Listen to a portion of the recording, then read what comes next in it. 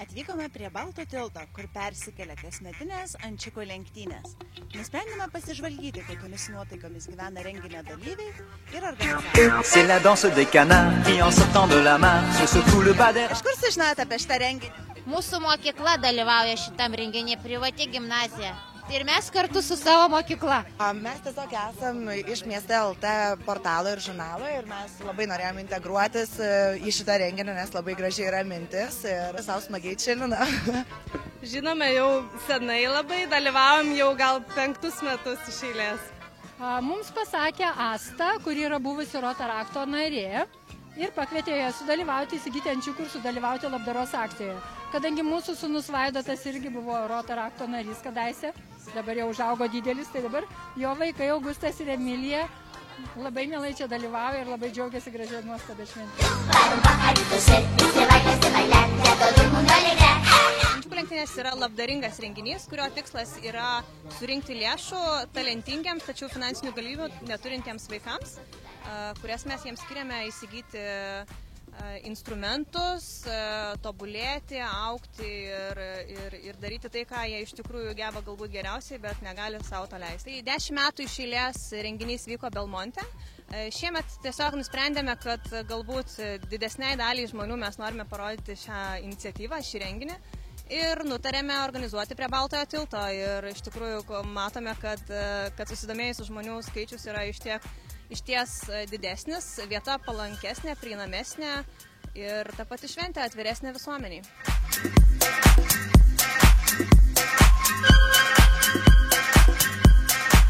O galbūt pirkot ančiukų?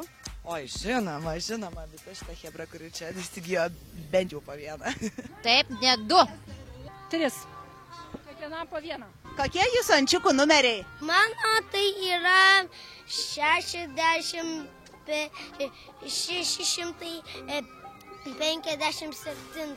Aš neprisimenu, koks mano. O mano 615.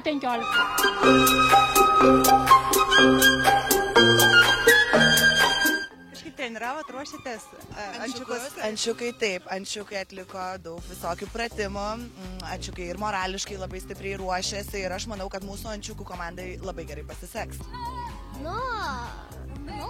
Visai pleisinom, auginom didelius sparnus ir didelės kojas. Uždėjome jiem plaukmenis ir dabar laukiam, kad mūsų ančiukai bus pirmi. 313 ir 428 numeriai. Sportavo, skraidė, lakstės, plaukiojo, viską darė. Taip, mes žaidėm golfą, šokinėjom šokdynėse, visur dalyvavom, kad ančiukai virvę tempėm, kad ančiukai būtų labai stiprus. Galbūt prisimenat kažkokią kuriozinę istoriją nutikusią per renginius? Iš tikrųjų, tai daugiausiai kuriozinių istorijų yra susijusių su mūsų renginio talismanu ančiuku, kurį, nežinau, gal dabar matot kažkur tai jisai laksto, dažniausiai vaikai pribėga prie jo, apsikabina ir sako, aš tave myliu ir niekada nepaleisiu.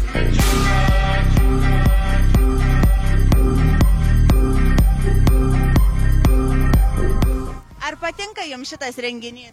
Taip. Ką jūs manote apie šitą renginį? Ar jisai naudingas yra visuomenė, ar patiko jums? Manau, kad labai naudingas ir labai nuostabus oras. Labai pasisekė šiandien ir tai yra labdara vaikams. O labdara visuomet yra naudinga ir mes turim rodyti pavyzdį ir patys vaikams ir dalyvauti ir juos atsivesti į tas šventes ir vieni kitus palaikyti ir būti viena graži Lietuvos bendruomenė. Labdara yra visą laiką gerai, tuo labiau skirti pinigai talentų lavinimui, tai žinoma yra sveikintina ir palaikytina. Labai smagu, kad kiekvienas dalyvis ir kiekvieni integruoti rėmėjai sugalvojo pramogų, mes ir spalvinom, ir šokom, ir virvę traukiam. Tai tikrai neprailgo visas šitas laikas. Žinote, kiek ančiukų jau yra nupirkta? Šiuo metu iš tikrųjų sunku dabar pasakyti tikslų skaičių, bet planuojame, kad iš viso bus nupirkta iki 2 valandos, kol mes juos paleisime, tai bus apie 700 ančiukų. Esame prie būrio ančiukų. Štai ir vienas iš jų, kuris varžysis su visais kitais. Palinkėkime jam didžiausios sėkmės.